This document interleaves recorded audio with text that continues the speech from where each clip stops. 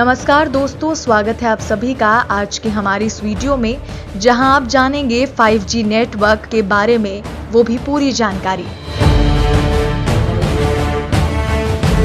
5G दूरसंचार में 5G broadband cellular network के लिए 5वीं पीढ़ी का प्रौद्योगिकी मानक है, जिसे सेल्युलर फोन कंपनियों ने 2019 में दुनिया भर में तैनात करना शुरू किया और 4G नेटवर्क का नियोजित उत्तराधिकारी है, जो अधिकांश वर्तमान सेल फोन को कनेक्टिविटी प्रदान करता है। GCM एसोसिएशन के अनुसार 5G नेटवर्क के 2025 तक दुनिया भर में 1.7 बिलियन से अधिक ग्राहक होने का अनुमान है। अपने पूर्ववर्ती की तरह 5G नेटवर्क सेल्युलर नेटवर्क है, जिसमें सेवा क्षेत्र को छोटे भौगोलिक क्षेत्रों में विभाजित किया जाता है, जिन्हें सेल कहा जाता है। सेल में सभी 5G वायरलेस डिवाइस सेल में एक स्थानीय एंटीना के माध्यम से रेडियो तरंगों द्वारा इंटरनेट और टेलीफोन नेटवर्क से जुड़े होते हैं। नए नेटवर्क का मुख्य लाभ ये है कि उनके पास अधिक बैंडविड्थ होगी, जो उच्च डाउनलोड गति प्रदान करेगी, अंततः 10 गीगाबिट प्रति सेकंड तक। बढ़ी हुई बैंडविड्थ के कारण ये उम्मीद की जाती है कि लैपटॉप और डेस्कटॉप कंप्यूटर के लिए सामान्य इंटरनेट सेवा प्रदाताओं के रूप में नेटवर्क का तेजी से उपयोग किया जाएगा, जो मौजूदा ISP जैसे केबल इंटरनेट के साथ प्रतिस्पर्धा करेगा और इंटरनेट ऑफ थिंग्स में नए अनुप्रयोगों को भी संभव बनाएगा। मशीन से मशीन क्षेत्रों तक 4G सेल फोन नए नेटवर्क का उपयोग करने में सक्षम नहीं है, जिसके लिए 5G सक्षम वायरलेस डिवाइस की आवश्यकता होती है। पिछले सेलुलर नेटवर्क में उपयोग की जाने वाली निम्न और मध्यम बैंड आवृत्तियों के अतिरिक्त उच्च आवृत्ति रेडियो तरंगों का उपयोग करके आंशिक रूप से बढ़ी हुई गति प्राप्त की जाती है। हालांकि उच्च आवृत्ति रेडियो तरंगों की एक छोटी उपयोगी भौतिक सीमा होती है, जिसके लिए छोटी भौगोलिक कोशिकाओं की आवश्यकता होती है।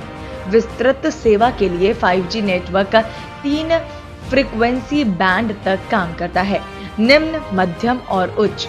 एक 5G नेटवर्क से बना होगा जिसमें 3 अलग अलग प्रकार के सेल होंगे, जिनमें से प्रत्येक को विशिष्ट एंटीना डिजाइन की आवश्यकता होगी और साथ ही दूरी और सेवा क्षेत्र में डाउनलोड गति का एक अलग ट्रेड ऑफ प्रदान करेगा।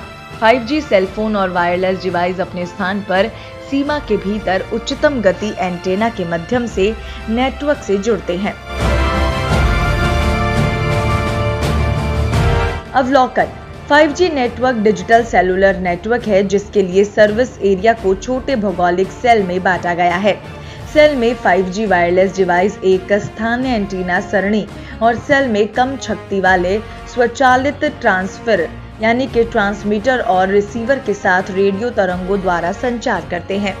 अन्य कोशिकाओं में पुनः उपयोग की जाने वाली आवृत्तियों के पुल से ट्रांसीवर द्वारा आइसिन किए गए आवृत्ति चैनलों पर स्थानीय एंटीना टेलीफोन नेटवर्क में स्विचिंग केंद्रों से जुड़े ट्रांसमिशन इलेक्ट्रॉनिक्स और हाई बैंडविड्थ ऑप्टिकल फाइबर या वायरलेस बैकहॉल कनेक्शन द्वारा इंटरनेट एक्सेस के लिए राउटर से जुड़े होते हैं।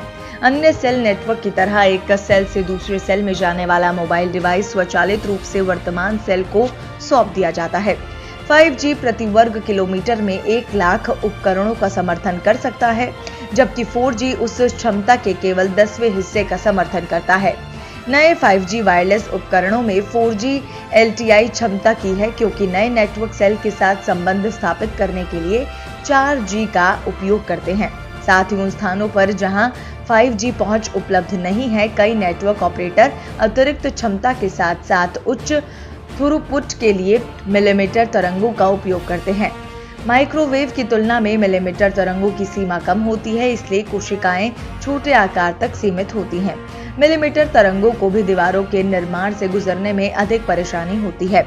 मिलीमीटर तरंग एंटीना पिछले सेलुलर नेटवर्क में उपयोग किए जाने वाले बड़े एंटीना से छोटे होते हैं, कुछ केवल कुछ सेंटीमीटर लंबे होते हैं।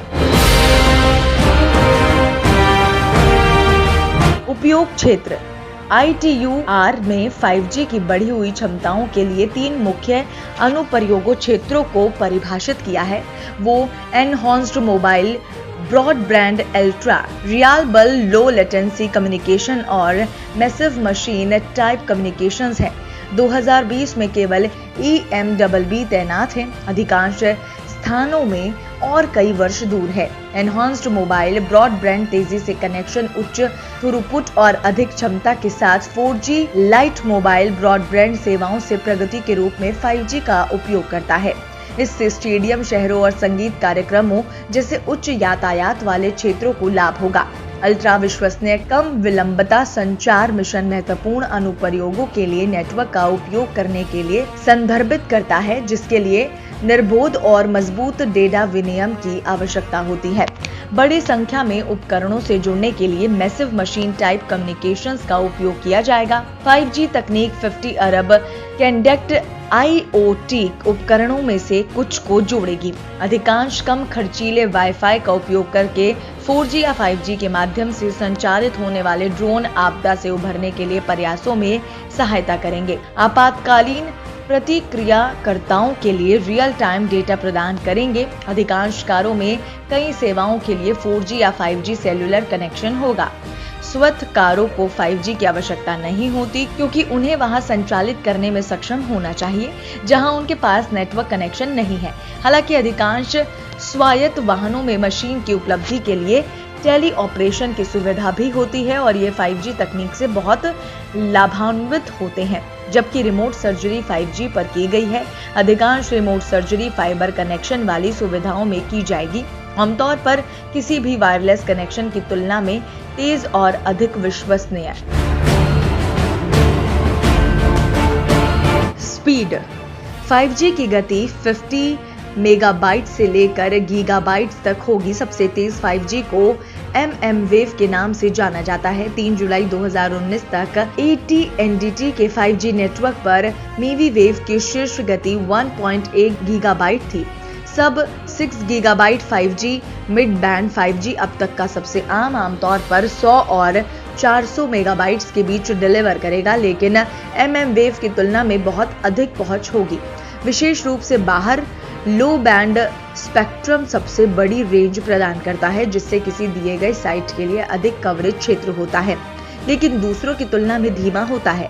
सब 6 गीगाबाइट्स बैंड में 5G NR यानी कि नया रेडियो की गति समान स्पेक्ट्रम और एंटीना के साथ 4G से थोड़ी अधिक हो सकती है। हालांकि कुछ GGPG नेटवर्क कुछ उन्नत 4G नेटवर्क की तुलना में धीमे होंगे, जैसे T-Mobile के लाइट या LAA नेटवर्क के रूप में, जो मैनहट्टन और शिकागो में 500 प्लस मेगाबाइट्स हासिल करता है।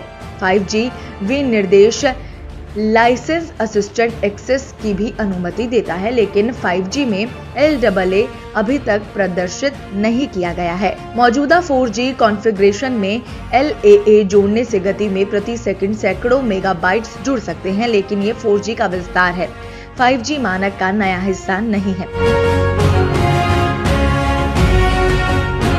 विलंब 5G में 2019 में उपकरण शिपिंग में एयर लेटेंसी 8 से लेकर 12 मिलीसेकंड है। अधिकांश तुलनाओं के लिए सर्वर के लिए विलंबता को एयर लेटेंसी में जोड़ा जाना चाहिए। वेरिजॉन रिपोर्ट करता है कि उसके 4G के प्रारंभिक परिनियोजन पर विलंबता ms है। टावरों के करीब एज सर्वर विलंबता को 10 से 20 ms तक कम कर सकते हैं। 1 से 4 ms प्रयोगशाला के बाहर वर्षों के लिए अत्यंत दुर्लभ होगा। 5G विलंबता KPI यानी कि प्रमुख प्रदर्शन संकेतक को TR 28554 में 3GPP द्वारा मानकीकृत किया गया है। रेंज 5G की रेंज कई बातों पर निर्भर करती है। एक महत्वपूर्ण कारक आवृत्ति का उपयोग किया जा रहा है। mmWave संकेतों में केवल 200 मीटर की एक सीमा होती है, जबकि कम बैंड संकेतों में सही परिस्थितियों में कुछ 100 किलोमीटर की सैद्धांतिक सीमा हो सकती है। मानकों। प्रारंभ में ये शब्द अंतर्राष्ट्रीय दूरसंचार संघ के IMT 2020 मानक के साथ जुड़ा हुआ था, जिसके लिए अन्य आवश्यकताओं के साथ साथ 20 गीगाबाइट प्रति सेकंड और 10 गीगाबाइट प्रति सेकंड अपलोड गति की सैद्धांतिक चरम डाउनलोड गति की आवश्यकता थी। फिर उद्योग मानक समूह GPP ने LTI के साथ मिलकर 5G NR यानी कि न्यू रेडियो मानकों को IMT 2020 मानक को प्रस्तुत करने के अपने प्रस्ताव के रूप में चुना।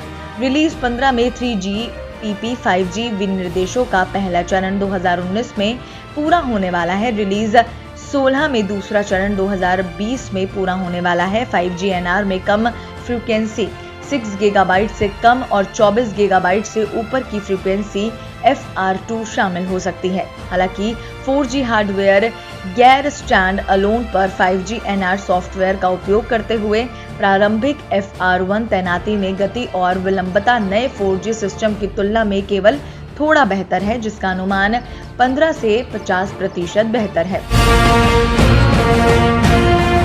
स्पेक्ट्रम 5G को बड़ी मात्रा में नए रेडियो स्पेक्ट्रम यानी कि 5G NR फ्रीक्वेंसी बैंड आवंटित किए गए हैं। उदाहरण के लिए जुलाई 2016 में US फेडरल कम्युनिकेशंस कमीशन ने 5G के लिए under used high band spectrum में बड़ी मात्रा में बैंड विड्थ को मुक्त कर दिया।